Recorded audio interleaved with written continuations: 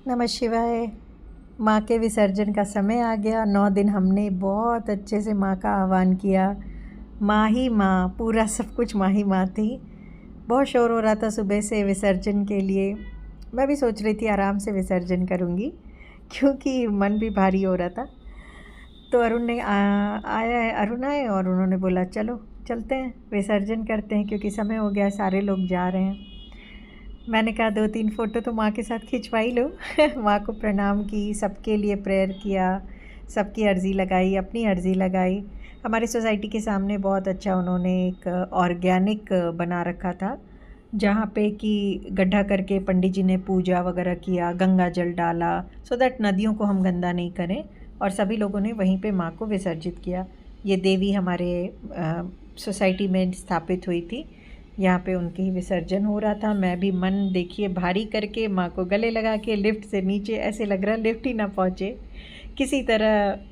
बहुत बहुत ये हमारी सोसाइटी के सामने का पार्क है, जहाँ पे इको विसर्जन के लिए हमने गड्ढे बनवाए थे और उसमें प्रॉपर पंडित जी ने पूजा वगैरह किया। मैंने भी सोचा एक बार माँ को भेजने के पहले अच्छे से देख लूँ। माँ की चुनरी मैंने रख लिया और माँ की मूर्ति को विसर्जित किया पार्क में। ये मैं जा रही थी, मंत्र पढ़ रही थी और मेरे हस्बैंड वीडियो बना रहे थे। तब मुझे गुस्सा आ रहा था कि ये इंसान हर वक्त वीडियो बनाता है, पर अब फिर बाद में मुझे लगा कि कितना अच्छा किया ना उन्होंने, एटलीस्ट एक मेमोरी रह जाएगी। तो मैं जा रही थी क्योंकि सारे लोग विसर्जन करके जा चुके थे, मैं ही बच रही थी शायद। अच्छा ही है, मैं भीड़ को थोड़ा अवॉइड करती हूँ इसलिए भी। पर मेरे हस्बैंड बार बार जल्दी करो जल्दी करो। बहुत ही मन कहते ना भारी हो रहा था, जैसे पता नहीं क्या छिन रहा है मुझसे। पर सोचा जाए तो विसर्जन का सिस्टम इसीलिए रखा गया है कि जिस किसी चीज़ से भी मोह ना करो। जिन देवी देवता को आप क्या प्यार करते हैं, उनका भी मोह छोड़ने का एक संदेश देता है ये विसर्जन, ऐसा मुझे लगता है। तो यही सोचते हुए बस बढ़ रही थी, क्या रहा कैसा रहा यही सब।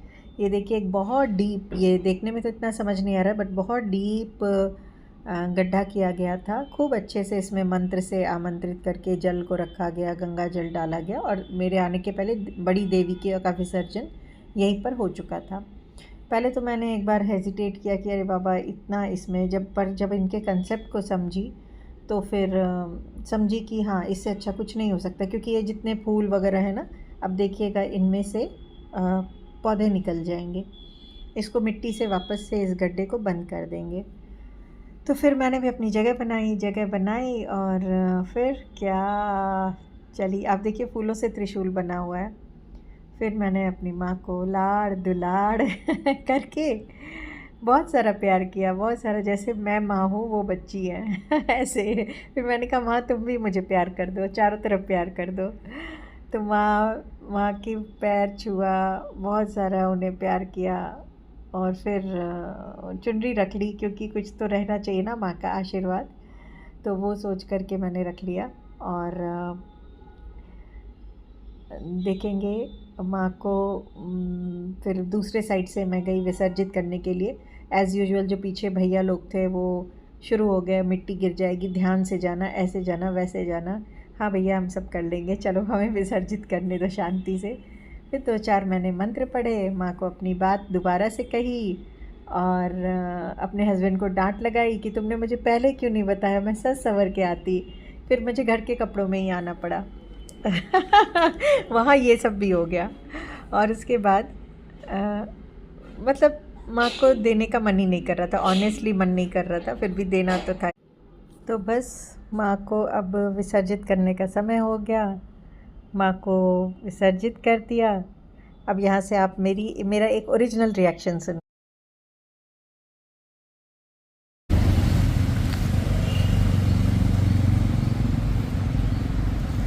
तो हमारी माँ नीचे जाके भी खड़ी हो गई, लेटी नहीं है। सच है, माँ को जब विसर्जित किया उनकी मूर्ति ऐसे जैसे वहाँ जाके स्थापित हो गई है। बहुत अच्छी फीलिंग थी वो। कैसे समझाऊँ। फिर कुछ नहीं, फूल तो मैंने जितने माँ को इतने दिन चढ़ाए थे मैंने अपने गमलों में डाल दिया, क्योंकि हम उससे धूप वगैरह भी बनाते हैं सुखाकर। और बच्चों के नाम पे जल छिड़का, खुद के नाम पे, आप सब के नाम पे। ये देखिए तीसरा जल आप सब के नाम पे छिड़क दिया। और फिर क्या, अब तो जाने का समय हो गया, तो उठ गई। फिर एज़ यूजुअल मेरी हैबिट है क्वेश्चन पूछने की। 75 क्वेश्चन अपने हस्बैंड से पूछा, बेचारे ने पेशेंटली जवाब दिया। और फिर बस उठ गए। अब यहाँ से सुन लीजिए, हमारा ओरिजिनल डिस्कशन भी सुन लीजिए, क्योंकि मैं चाहती हूँ कि सब कुछ बिल्कुल नेचुरली आप देख पाएँ। नदियों को गंदा करने की कोशिश है। चलो ये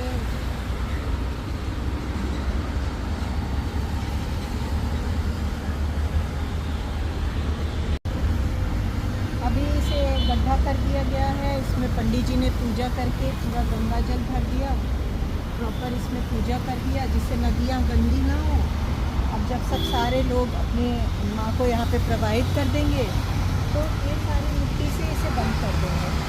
मिट्टी से बंद करके, ये हमारी सोसाइटी के सामने का पार्क है, फिर इस पे पौधे लगा देंगे।